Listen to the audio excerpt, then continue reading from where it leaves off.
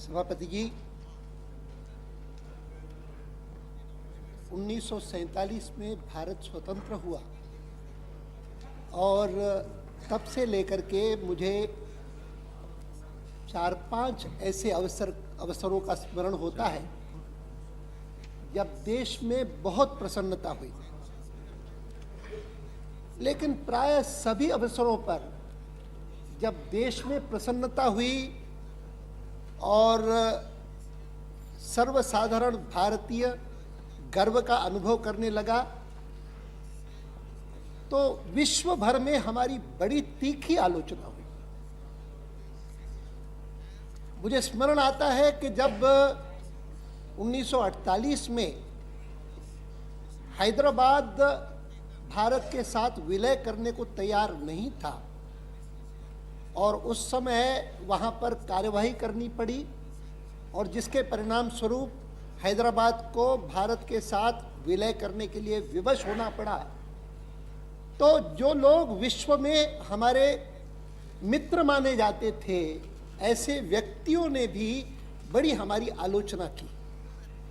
वही चीज़ गोवा का जब मुक्ति संग्राम हुआ और गोवा मुक्त हुआ, तब भी वैसा ही हुआ।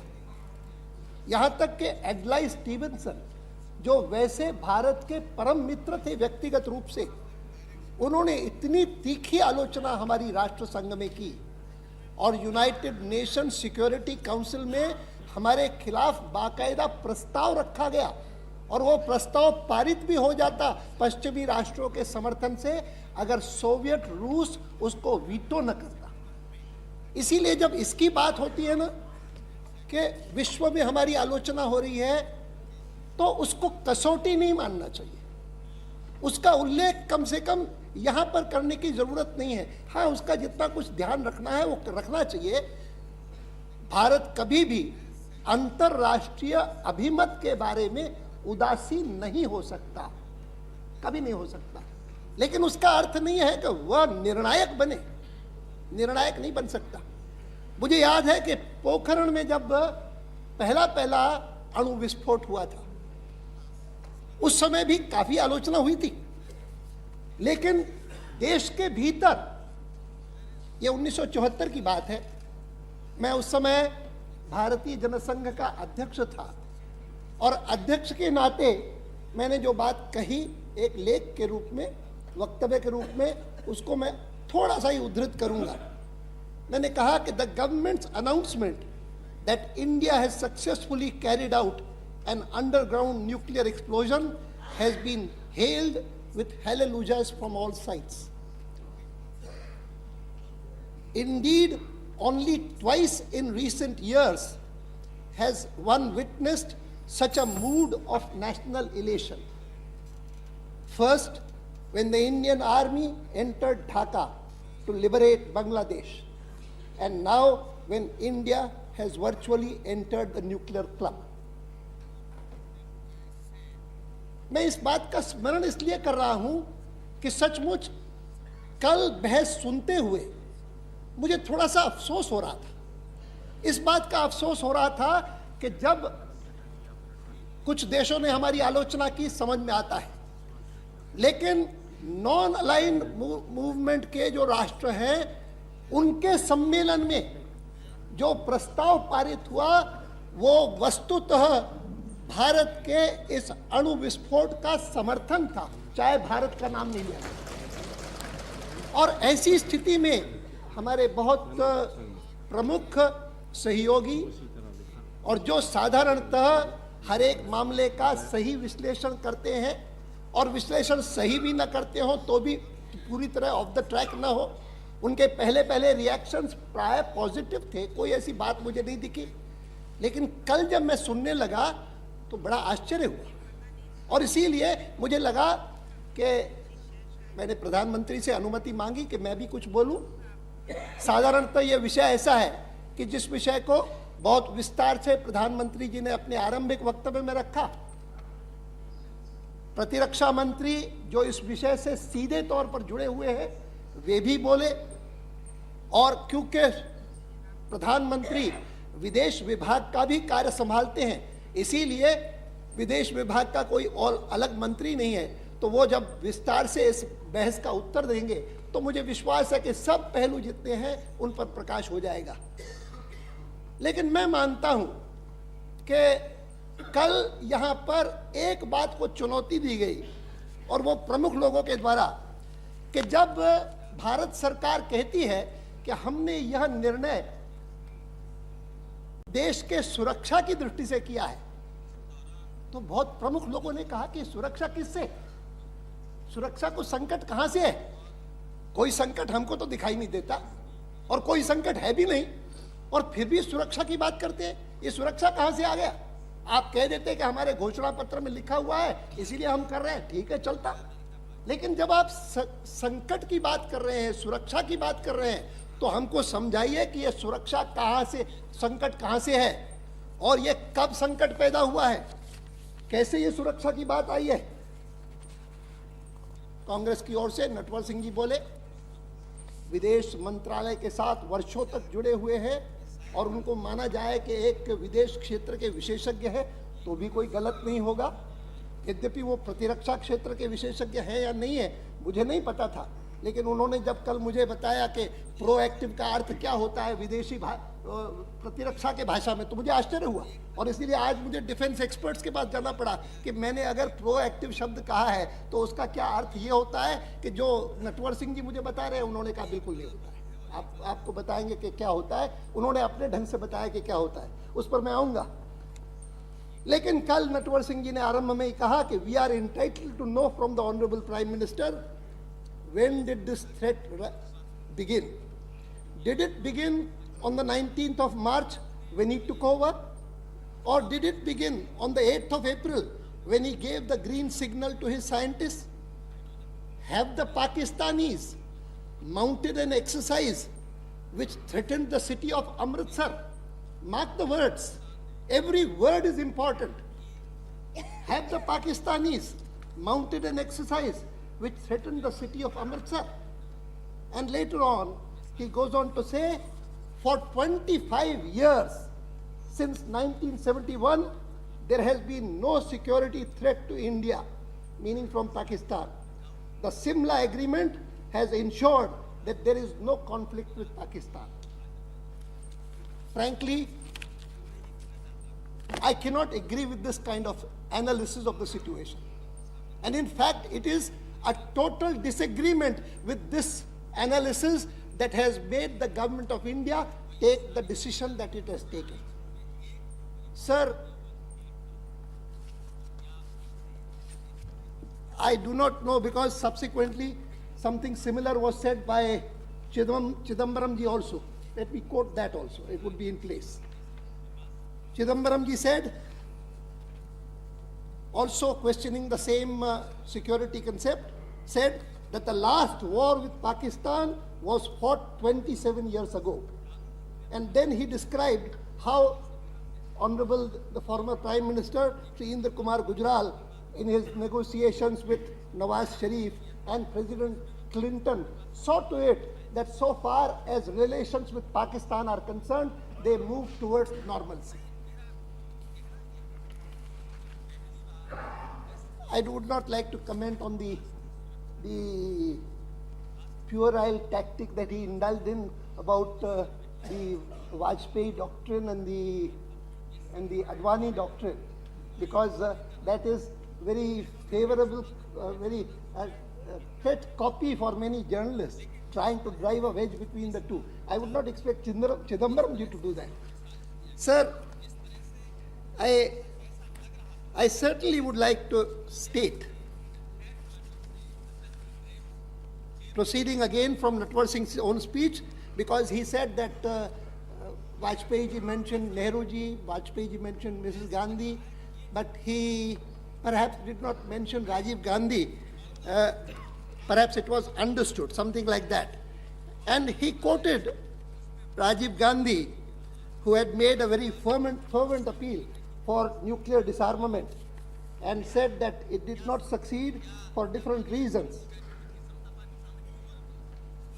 Rajiv Gandhi said that all nuclear weapons should be abolished by 2010.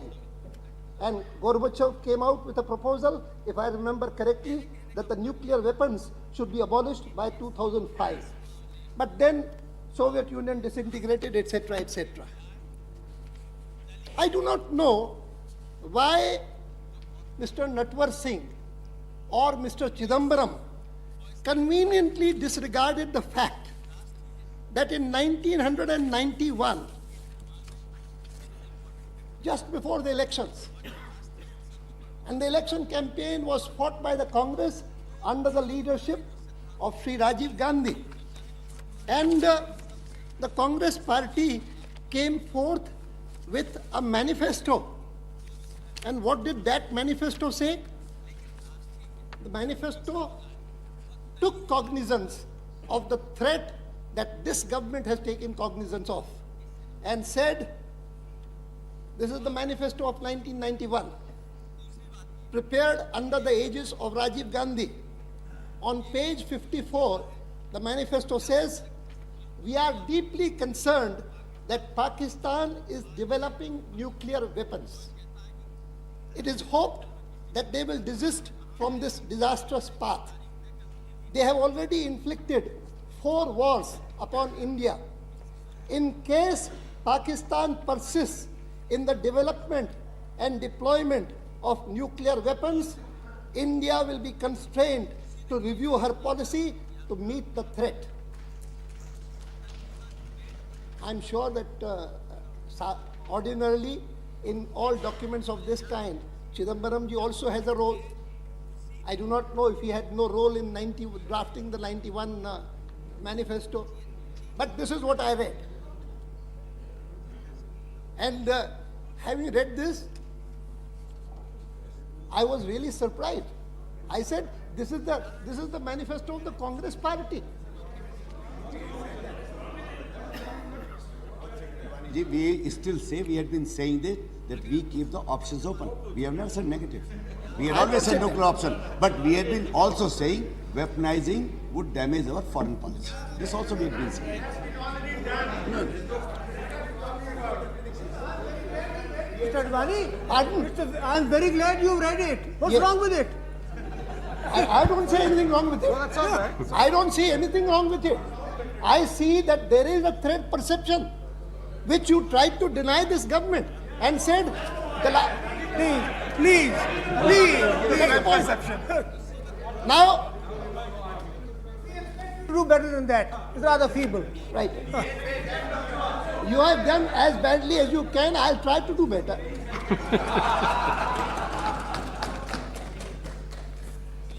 Sir, this is so far as the security environment is concerned. I said I would have ordinarily not intervened in this debate and confined it to this intervention by the defense minister and then the final reply by the prime minister.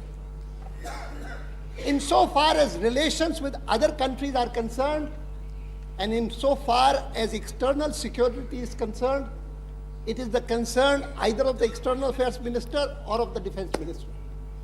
But I do believe that insofar as relations with Pakistan are concerned, they impinge not only on our external security, but as well as on our internal security. And as a person who has been entrusted with the responsibility of looking after internal security, I feel that I can contribute something to this debate. I believe that since 1947, Pakistan, which declared itself a theocratic state, has failed to reconcile with the fact that India has declared itself a non-denominational secular state. Because commitment to theocracy, commitment to the two-nation theory, logically leads to Kashmir becoming part of Pakistan. But it did not happen. The leadership of Kashmir, the people of Kashmir, decided to go along with India. And they have remained part of the country since then. Pakistan's failure to reconcile with this fact has been at the root of many problems the country is facing in Jammu and Kashmir. And for that purpose, 47 war was there, 65 war was there. In a way, even the 71 war was related to that. But having failed in all the wars, they adopted a certain strategy which those concerned with India's security can never afford to disregard and ignore. It cannot be. Only those who disregard it can think in terms of making statements of this kind. Are they mounting an attack on Amritsar? Are they doing this? After all, they had very good talks with us. And the Gujarat doctrine was functioning very well. If you want to throw it overboard, throw it overboard. But why do you talk about threat perceptions? There are no threats at all. It's been hunky-dory all along. After the 71 war, Pakistan decided upon a different strategy. And that strategy, if any one of us has read the speech by President Zia in that meeting of army officials, in which he spelled out what he meant by Operation Topak. He spelled out an Operation Topak. Topak is supposed to be a guerrilla warfare hero of South America. And he undertook guerrilla warfare against the Spaniards who ruled some of those states there. And in his name, this Operation Topak was conceived. What are the elements of this operation? Operation Topak had 3 stages, overlapping stages. Number 1, raising the level of anti-India feelings among the people of Kashmir. Number 2, creating militancy and projecting it as a homegrown Islamic uprising. And number 3, bringing about a state of collapse in urban as well as rural areas, with Srinagar as the center of gravity for political and religious mobilization. Now, sir, he himself said, I quote President Zia at that conference, in the past, we have opted for ham-handed military operations, and therefore we failed. We must keep our military options for the last moment as a coup de grace, if and when necessary. This is what President Zia has told his army officials when he unraveled this Operation Topak. We cannot afford to ignore that. And we cannot afford to ignore what further happened. Because shortly after 71, Pakistan went in the direction of becoming a nuclear power itself. And I believe that Pakistan's strategy vis-a-vis Jammu Kashmir has been two-pronged. On the one hand, to pursue this Operation Topak. And number 2, the second prong, become a nuclear weapons power. And if you become a nuclear weapons power, then what happens? Now, here I have a document produced by the US House of Representatives, Washington. And this document has been prepared by the Congress's Task Force on Terrorism and Unconventional Warfare. An article, or rather the main author of this is Joseph Bodansky. Bodansky is the director of this task force on terrorism and unconventional warfare. And he says that ISI's support for the Islamist insurgency and terrorism in Kashmir is a direct product of Pakistan's grand strategy. And this is the grand strategy. This document says, in mid-February 1995, a foreign ministry spokesman of Pakistan warned, quote, if India carries out another aggression and war breaks out between Pakistan and India, it would not be a war of 1,000 years or even 1,000 hours, but only a few minutes. And India should not be oblivious to the potential devastation. The 1,000-year war is a reference to Zulfikar Ali Bhutto's statement of the extent of Pakistan's commitment to a struggle within India. Other Pakistani officials were quick to clarify the statement. They stressed that the statement, quote, warned India, not by implication, but in clear terms, that the next war will only last a few seconds and will bring inconceivable destruction and devastation. This clearly indicates that the Pakistani government has bravely displayed its nuclear capability, unquote. The officials added, quote, Pakistan is really in a position to strike a heavy blow against India through its nuclear capability, unquote. Mr. Shiv Shankar is not there. I wish he were there. This may be bravado. This may be thinking. He is there. This may be thinking in terms of an imaginary misadventure. I was surprised that he used the word bravado against Vajpayee and his government. He used the word misadventure against Vajpayee when even the NAM conference felt that there was no bravado. This is only a kind of a protest against nuclear apartheid sought to be imposed on India by the nuclear weapons countries. It was supposed to be a natural thing that India had to do when it was thinking of its own security. It is something that has been endorsed by millions in the country. You go to any part of the country, you go to the villages, you go to the towns, you go to the cities, except for the dissonant voice that was heard in this house yesterday, there will be very few dissonant voices. It will be the same kind of elation and joy. In fact, people from abroad kept ringing me again and again that for the first time we feel proud that we are there. Till now, no one takes notice of it. I entirely agree when our Indrajit said that bomb by itself cannot provide security. I agree. Vietnam did not have a bomb. America had a bomb. And yet Vietnam withstood their onslaughts for years on end. You have to create that kind of patriotism and self-pride. It is occasions like this which instill that self-pride and create patriotism. But when everything is presented to them, now there will be sanctions, now there will be a burden that will come upon you. How will you be able to face it? You have no delivery system, you have no everything to match that. You will have to pay for 40,000 crores to the army and the armed forces. Are you trying to instill patriotism?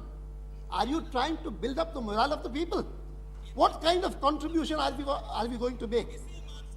I would have no objection to legitimate criticism, but to say that there is no threat at all, everything is hunky-dory, I'm sorry, I cannot agree with it.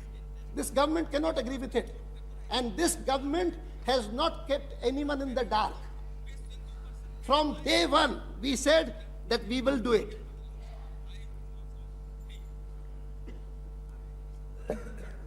We talked of a nuclear deterrent.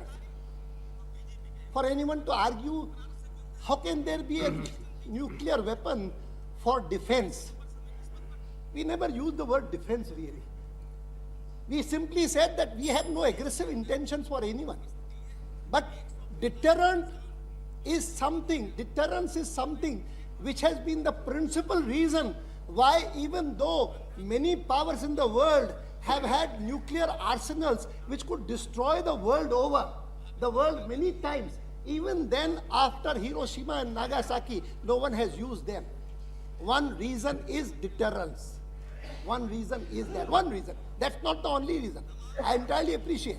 And therefore, this government's policy is not confined to simply going in for a nuclear explosion and on that basis thinking that we are secure. Deterrent, I did not want to comment, but I want to read from Prime Minister's statement. I was surprised by this phrase. Paragraph 10, Prime Minister's statement says, quote, "We do not intend to use these weapons for aggression or for mounting threats against any country. These are weapons of self-defense," unquote. Yes, I yes. wanted to Yes, know what you meant by a nuclear weapon for self-defense. That is what I asked yesterday. This is precisely what I have explained. Deterrence is self-defense. After all, when a country has a nuclear power, has a nuclear weapon, it uses that weapon even for diplomatic coercion. It has used it in the past. Countries have been doing it. And we would not like to be subject to that. And it is in this context that the Prime Minister used the word defense. It is for us, similarly, because you have mentioned this, I would like to say that conscious of what was happening in Kashmir, conscious particularly of the fact that in the last couple of months or 3 months, the militants and their mentors abroad across the line have decided upon a new strategy in Jammu and Kashmir. Earlier, the focus was on the valley. Attack people in the valley. Kill people in the valley, so that the minorities in the valley, the Hindus, exit the valley, quit the valley. And having succeeded in that design, they turned their attention elsewhere and decided that let us go to the Jammu region of Jammu and Kashmir state, and from there try to drive out the minorities. Immediately after getting the report about Udhampur, I personally went there, visited those hamlets, saw the kind of massacre that had taken place, in which 26 persons were killed in cold blood, men, women and children. Not one of them shot with a bullet, but every one of them cut into pieces. And the purpose was very clear, to see that all these people belonging to the Hindu community migrate from there.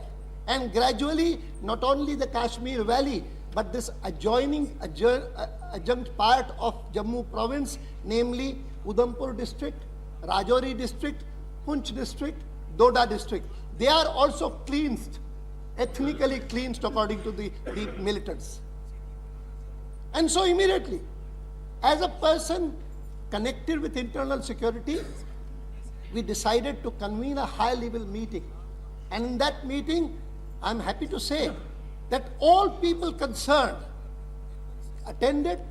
The governor of Jammu and Kashmir, the chief minister of Jammu and Kashmir, the chief of the army staff, the prime minister's secretariat representatives, government of India, the defense minister, and all of us today came to the conclusion that one of the shortcomings in our approach to militancy in Jammu Kashmir has been till now that we have been reacting to what they do. So we said, let us try to evolve a policy which is not reactive, which is proactive. In case of Udhampur, I said that after these incidents have occurred, we have arrested a few people. Why did we not flush out these terrorists beforehand? And we should have flushed them out beforehand and saved these citizens from this kind of massacre. That is the context in which I use the word proactive. In fact, when at the press conference, some of them said, does proactive means hot pursuit, chasing the enemy across the line of control? I said, no, proactive means simply proactive, that we do not react. We should take preemptive action. And now I am told by my own friends here in the loksabha that what you have said is highly objectionable. In terms of defense glossary, what you have meant is that our army will go right across the border and go and attack the enemies there. In the other house today, some member mentioned that Indian army has already done that. Advani ji, जो आपने कह दिया कि पाकिस्तान की policy consultation सिर्फ कश्मीर में रहा है, आपको याद होगा डोडा डिस्ट्रिक्ट में पिछले 2 साल से 3 साल से जहां हिंदू और मुस्लिम बौद्ध दोनों रहते हैं, वहां गाँव जाके उन्होंने ऐसा काम शुरू किया। और गवर्नमेंट ऑफ इंडिया की पॉलिसी और हमारी सिक्योरिटी फोर्सेस की पूरी कोशिश रही है कि डोडा में वो बिल्कुल नाकाम हुए, क्योंकि जो स्ट्रेटजी आप इवाल्व करना चाहते हैं, जो फोर्सेस, जो ऑफिसर्स, जो सिक्योरिटी फोर्सेस डील सिचुएशन कर रहे हैं, उन्होंने डोडा में बिल्कुल सिचुएशन को कंट्रोल किया। तो it is not correct to say कि उनका फोकस सिर्फ कश्मीर था। और अब वो जम्मू में आने लगे, वो बात सही नहीं है, क्योंकि डोडा डिस्ट्रिक्ट को उन्होंने मेन कंसंट्रेट किया वहां वादी के अंदर, लेकिन वहां डोडा में हमारे सिक्योरिटी फोर्सेस पूरा सिचुएशन को कंट्रोल करने में कामयाब हुए। तो इसलिए कोई नई पॉलिसी की जरूरत नहीं थी। नहीं, मैं जहाँ तक मुफ्ती साहब ने जो बात कही है, हकीकत में कश्मीर वैली से हिंदुओं को खाली करवाने के बाद उनका ऑपरेशन डोडा डिस्ट्रिक्ट पर था, लेकिन डोडा के अंदर डोडा के लोगों ने मिलकर के और वहाँ पर उनको इस कदर रजिस्ट किया है, खास करके जो वहाँ पर हमने इनसे कहा कि भाई वहाँ पर बाकायदा डिफेंस कमेटीज़ बननी चाहिए। वो डिफेंस कमेटीज़ बनी, हालांकि उन डिफेंस कमेटीज़ को जिस तरह की सहूलतें मिलनी चाहिए थी बिल्कुल नहीं मिली, लेकिन इसके बावजूद भी जबकि पुलिस के 18 थाने खाली हो चुके थे, जहाँ जहाँ मिलिटेंट्स ने पुलिस के ऊपर हमला किया वो खाली उनको हथियार दे करके भाग गए, वहाँ पर लोगों ने उनको रजिस्ट किया। ये बिल्कुल हकीकत है जो अडवाणी जी ने कही है कि आज इलेक्शन के बाद उनका ध्यान पूरे का पूरा जो है वो जम्मू रीजन के ऊपर है। और ये जो पिछले दिनों में जो 26 लोग मारे गए और उसके साथ साथ जितने भी इंसिडेंट्स हुए हैं, वो राजौरी और पुंछ पिछले 9 वर्षों में एक भी इंसिडेंट वहां पर नहीं हुआ था, लेकिन आज राजौरी और पुंछ जो है वो पूरी तरह से मिलिटेंट्स का अड्डा बना हुआ है। तो मेरा ये कहना है कि भाई सारा इस समय उनका थ्रस्ट जो है वो जम्मू रीजन के ऊपर है। मैं चमनलाल जी को भी कहना चाहूँगा कि ये सोचना कि कश्मीर वैली बिल्कुल मुक्त हो गया है संकट से, ऐसा नहीं है। और वो उनको तो जैसा सूट करेगा वैसा वो करते रहेंगे। हमको सावधानी दोनों जगह पर बरतनी है, कश्मीर घाटी में भी और जम्मू रीजन में भी। और मैं तो आगे कहूँगा कि उनके ऑपरेशन टोपैक का लक्ष्य भले जम्मू कश्मीर हो, लेकिन कुल मिलाकर के पाकिस्तान ने जब एक अणु शक्ति बनने का निर्णय किया तो हमारी चिंता अणु शक्ति बनते हुए पूरी सुरक्षा की है और विश्व भर में अपना योग्य स्थान पाने की है। और साथ साथ विश्व भर में जो न्यूक्लियर अपार्थाइड की पॉलिसी कुछ देश चला रहे हैं उनके प्रति विरोध प्रकट करने की है। वहां Pakistan nuclear policy has been India specific, directed towards India and that too Jammu and Kashmir specific. इसमें हमको भ्रम नहीं होना चाहिए, गलती नहीं होनी चाहिए। और जहां तक युद्ध का सवाल है, 3 युद्ध हुए हैं, 4 युद्ध हुए हैं जिनका जिक्र किया कई लोगों ने। उन युद्धों में 1947-48 में 2000 लोग मरे थे, 1965 में 3800 लोग मरे थे, 71 में 4600 लोग मरे थे, लगभग 10,000 लोग मरे हैं। लेकिन कश्मीर अकेले में शायद 18,000 लोग मरे इस सारे प्रॉक्सी वॉर में। और उसके बाद भी हम कहें कि कहां प्रॉक्सी वॉर है, प्रॉक्सी वॉर की बात करने वाले they are hawks, this hawkish statement. I wish to say no, I have heard this criticism. अभी कल के भाषण में निकाल करके बता सकता हूं, जब वाजपेयी जी को कहते हैं कि ये आपकी पॉलिसी नहीं है, ये तो अडवाणी का डॉक्ट्रिन है। Apart from the other objective which some others may have, in this case I would give all credit to Vajpayee ji that he executed this entire program in a manner in which it ought to have been executed. I do not know, but you say that he gave the clearance to the scientists on the 8th of April. You say that may have been reported in the press. I would not even ask him, but I do know that even the Raksha Mantri or myself or those who came to know of us came to know only when I felt that it was necessary for him to communicate. And approximately at the same time, he was looking even for Sharad Pawar to communicate to him that this is a government decision. And so that I would say that he has conducted this entire exercise in an exemplary manner, in a manner in which the Prime Minister of the country ought to have done it. And it is therefore that today we can be proud of the fact कि हिंदुस्तान में इतना बड़ा काम हुआ और कोई बिकाऊ आदमी नहीं निकला। पोखरण में चाहे हमारी सेना में हो, चाहे वैज्ञानिकों में हो, चाहे इंजीनियर्स में हो, कोई बिकाऊ आदमी नहीं निकला। हमको ऐसा नहीं हुआ कि जो हमको जांच करनी पड़े कि कैसे पता लग गया लोगों को। अब जांच उनको करनी पड़ती है कि हमको कैसे पता नहीं लगा। ये सारी चीजें इतने गर्व की हैं, जिस गर्व की बातों पर मैं समझता हूं कि हर एक को प्रसन्नता होनी चाहिए और हर एक को वाजपेयी जी की सरकार को बहुत बहुत साधुवाद देना चाहिए। हाँ, आपके सवाल जो है उन सवालों के बारे में जरूर ये सरकार सोचेगी कि आगे के बारे में क्या है, प्रतिरक्षा का मंत्रालय सोचेगा आगे के बारे में क्या है। लेकिन मैं कह सकता हूं कि आज जहां देश के जन जन में इसके कारण उल्लास है, वहां सेना में, वहां वैज्ञानिकों में, मुझे बताया गया कि कुछ वैज्ञानिकों की सूची है कि जिसमें लोगों ने कुछ आलोचना की है, लेकिन कई लोगों ने मुझे उसमें नाम बताए, विज्ञान का दूर का भी संबंध नहीं, कई नाम बताए। हो सकता है, मैं नहीं जानता हूं, लेकिन कोई वैज्ञानिक है तो मतभेद रख सकता है, उसमें कोई दिक्कत की बात नहीं, मतभेद रखना अच्छी बात है। लेकिन बेसिकली मैं समझता हूं कि आज जो काम भारत सरकार ने किया है वो जन जन की इच्छा की पूर्ति की है और साथ साथ देश की सुरक्षा को ध्यान में रख करके उन्होंने एक सही निर्णय किया है, जिसके लिए मैं उन्हें साधुवाद देता हूं। श्री सोमनाथ